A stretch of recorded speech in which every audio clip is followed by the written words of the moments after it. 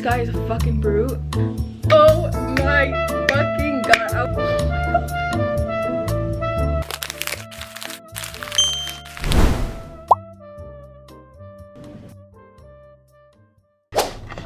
I'm eating a lemon blueberry cinnamon roll and I'm right outside of Barnes & Noble. This is the best day ever. I don't know why. Tell me if you guys experience this too.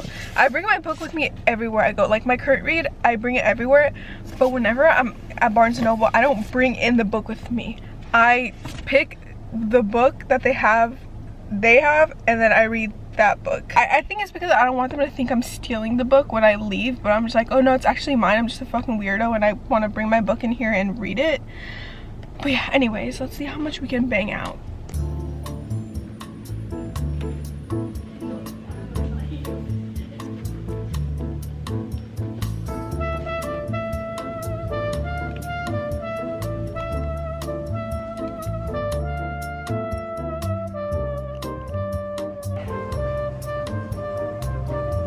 A little corner to read, and I brought this chair because I don't know why, but I'm white Barnes & Noble. They moved all the seating. Like there's no fucking seating in here unless it's at the cafe, and I don't really like the vibes of the cafe, so I usually like sitting like in some fucking random ass little corner of the store. Look, that's my literal view. But I have the book here. It's like the old cover, and let's get to reading. I have my earbuds on. I bought AirPods finally, and I'm so excited. Hopefully these don't get lost or fall into the freaking drain at work, because I'm not buying new ones. Like, this is my last chance.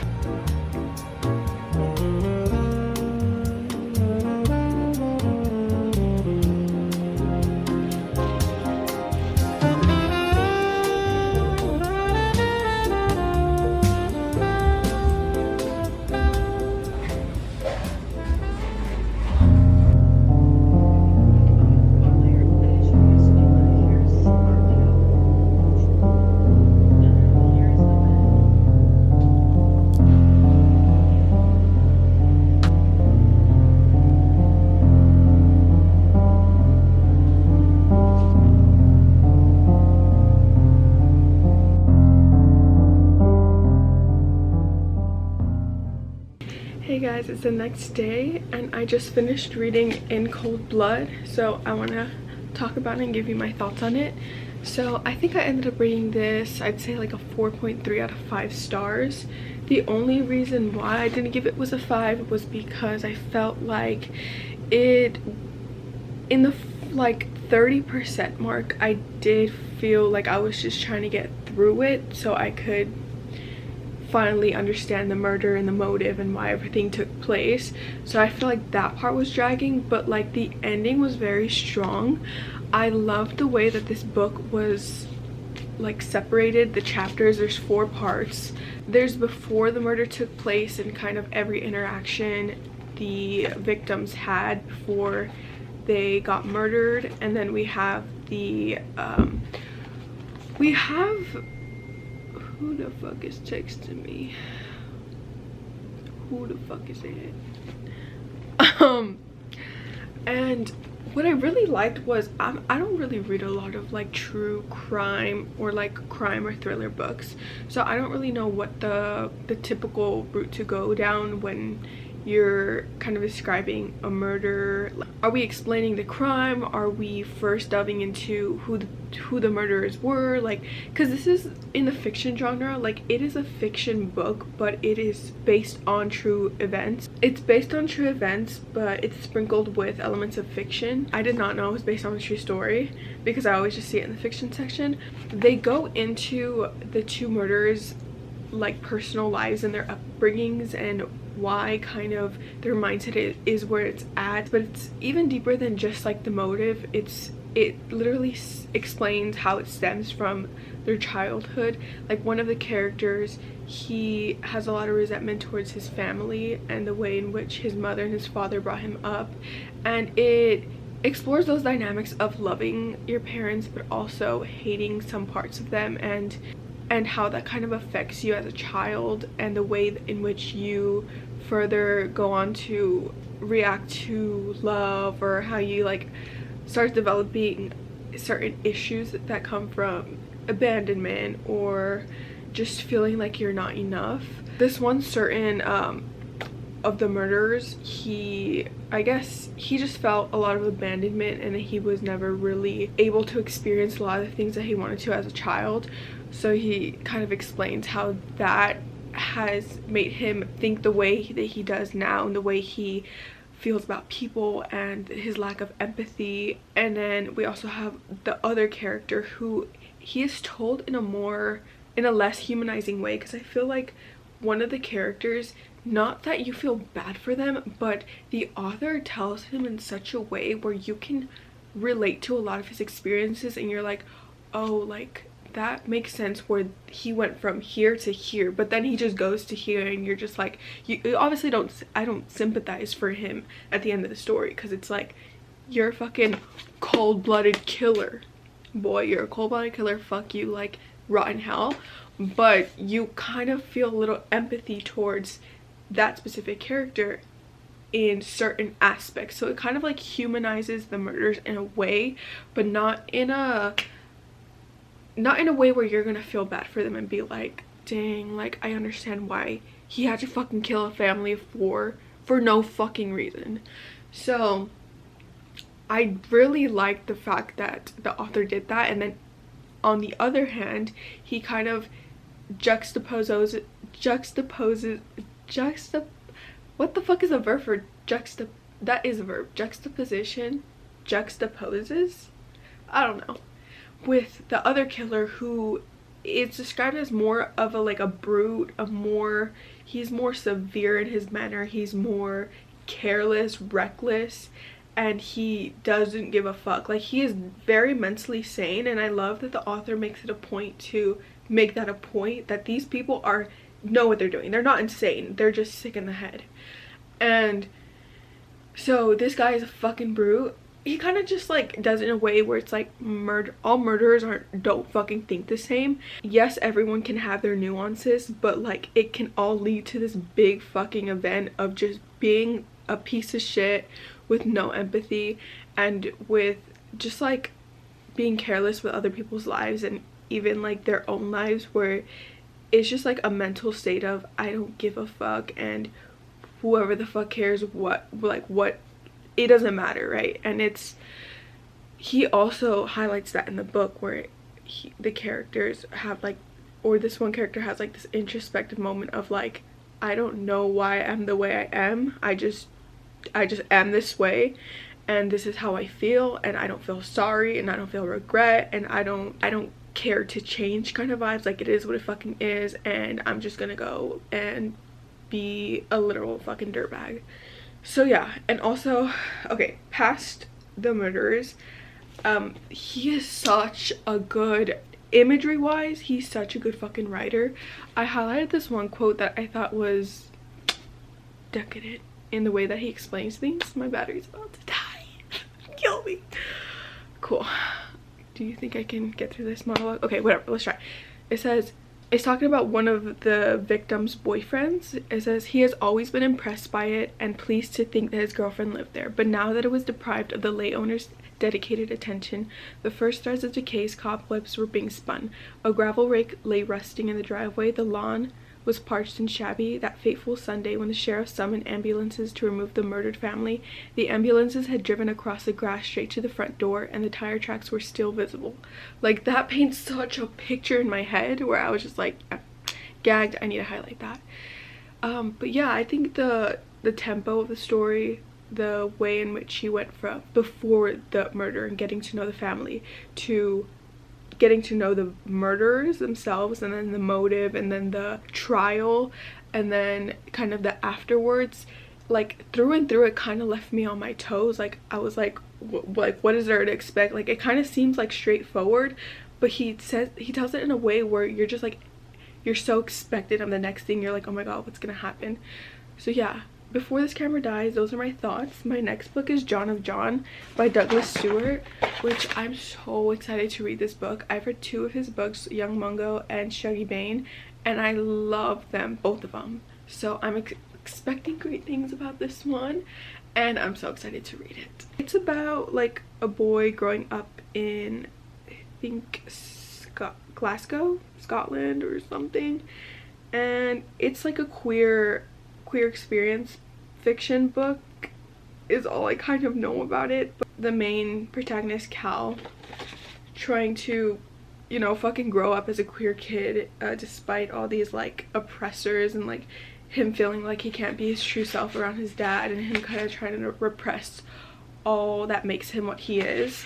And that's kind of what his past books, the other two, were more about like growing up, I think, as a smaller child. I think this one has more to do with his later teen years and adulthood more than being a child and growing up with like an alcoholic mother and feeling like you need to take care of your own parent in a way, and repressing a lot of who you are to fit into this box. So yeah, I'm so excited to read John John, and let's get it. I started the book, and this is gonna be a little spoiler part, so if you don't want to hear any spoilers, skip. I'll put like the time frame to skip to you on the screen. I'm so excited about this book because I thought it was like his other books. It's just about his queer experience, being misunderstood and feeling like he can't confide in his family or the people he really cares about because of what obviously comes with coming out, and what, you know, people think about you, and how it's just like an uncomfortable conversation to have, especially when you know people are not gonna meet it with kindness. Oh my fucking god, I was in the cafe, and when I read this one part, I'm gonna tell you guys, I was gooped and gagged. The way in which I was having visible reactions, like I was like, oh my. Like I was literally like visibly shook. And because here, so it at the I'm still in the beginning of the book, FYI. Like, this is not like a huge spoiler. It kind of just showed me the direction in which like the story was going, and what really was the secret was about, or the drama. Because in the synopsis, which I didn't really read until I got to this part, and I'm like, hold on, like, is this said in the beginning? So it says, Cal privately wonders if any lonely men might be found on the barren hillsides of home, while John is dismayed by his son's long hair, strange clothes, and seeming unwillingness to be saved. But Cal isn't the only one in the Croft house who is keeping a secret. As lambing season turns to shearing season, the threads holding the community together become increasingly frayed, and nothing will remain as it was before. Okay, so I didn't read any of that, but you know what? Even if I did, the secret presumed would not have been that at the end of chapter 2, when John is talking to Inez about his son's return, Inez grinned as he stepped aside for John to get a better look. I haven't had any time alone with you since I can't remember when. Cal will be home soon. You have to be patient, please. Am I not the very model of self-control? John exhaled as though blowing on a cup of tea. Then he nodded slowly. You are, he said. You are. He peered around Inez into the darkness of the house again, and seeing they were truly alone, he took a step closer. He took Inez's hand in his, and he stroked the back of it with the side of his thumb.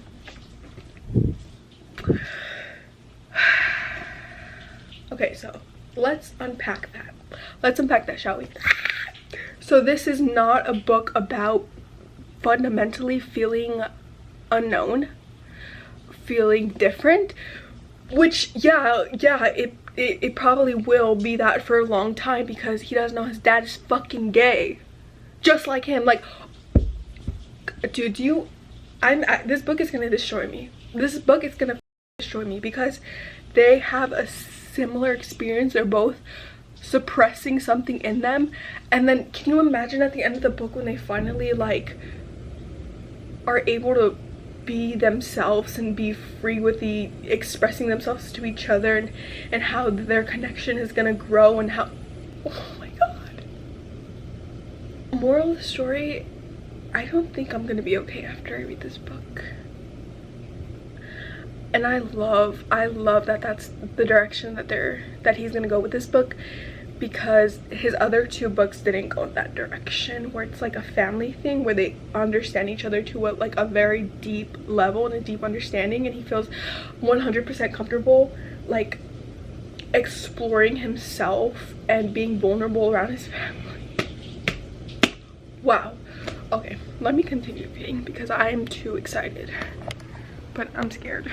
Hey, so let's speak about the book. Let's talk about the book, John of John.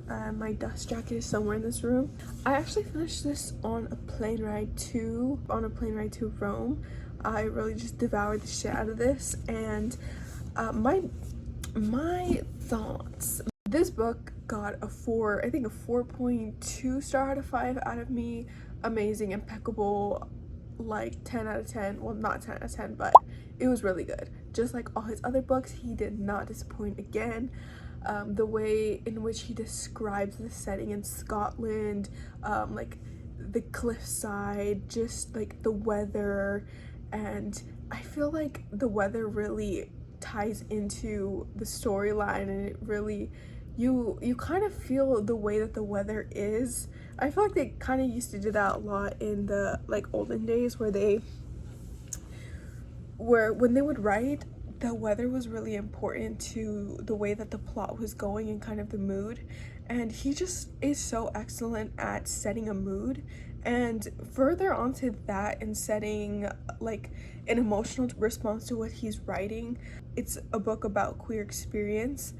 I don't want to spoil too much, but you kind of get a different side of what you would expect, what I expected to read out of this. I feel like there is some, like, I don't know if like moral or ethical is the right word when it comes to certain relationships that are built, and if you have read the book, you know what I'm talking about. And so a lot of times I was kind of iffy on how I should feel about certain aspects of the book, but again, it's like a queer experience, and what I was thinking was, I can't relate to like queer experience, and I feel like there's a lot of things that like emotional and just like impulsive thoughts and just different just ways of coping and ways of thinking when you suppress such a big part of who, like, what your identity is, and like different ways in which you like use to like emotionally cope with this like literally innocent thing that is just met with oppression everywhere you turn. And so I didn't want to like be too judgmental about that aspect of the book, because I feel like it's just not something I could understand, but I feel like it would be something that like a queer person would understand. So like, and that's another thing. I think what's his name? I think Douglas Stewart does a really good job at making the reader understand emotions that they like at surface level like can't relate to, but the reader finds a way to kind of relate that to their own personal life, just because of like the similar emotions that come out of certain situations, the way he writes certain characters. He's just so amazing at that, and it's not forced. And at times with like other books, I feel like it's a lot of, you can tell that the author is intending for you to feel a certain way about this scenario, the way they're describing or writing about it. It's like the author wants you to feel a certain way, and it's like very in your face. And I'm not saying that's a bad thing, but I think that's what Douglas Stewart really succeeds on, the way in which he just writes, and the way he doesn't like, is not asking for a response, but he gets an emotional response out of his readers every single time, because his stories are just that like immersive. But yeah, a lot of twists and turns in the books that I didn't expect it to go. I like how it's not like, it doesn't feel linear. It feels like a story that you explore, not one that you just like kind of have an inkling as to what's gonna happen. And it is like a pretty, like, it's not like a fantasy story where like a bunch of shit is happening, but there is a lot of elements and a lot of plots and a lot of just choices that the characters make and thoughts that they feel that you just, I feel like, don't expect certain things to happen. But oh my gosh, it did really emotionally wreck me. I'm pretty sure I like cried a couple times. And it was just so lovely being able to experience like the sides of characters. At times I feel like especially when it comes to parents. You get that in the beginning of the book where you only see the young John side of how he perceives his parent, and then you also get the more dimensional part of the older John's POV and how he actually feels it deep inside, and the more soft versions of himself in comparison to this like rough exterior that he puts up towards his son and everyone else, to like, I guess, cast away judgment and just trying to be something he isn't. And then you get that other perspective of him being like the soft, I don't want to spoil too much, but yes, if you ever feel like picking up a Douglas Stewart book, I highly recommend. They're all fantastic. I feel like I really felt a lot towards what was the second book with Young Mungo. Young Mungo was just like excellent, but they're all really good. They're all really good. So definitely recommend. That's all I have to say.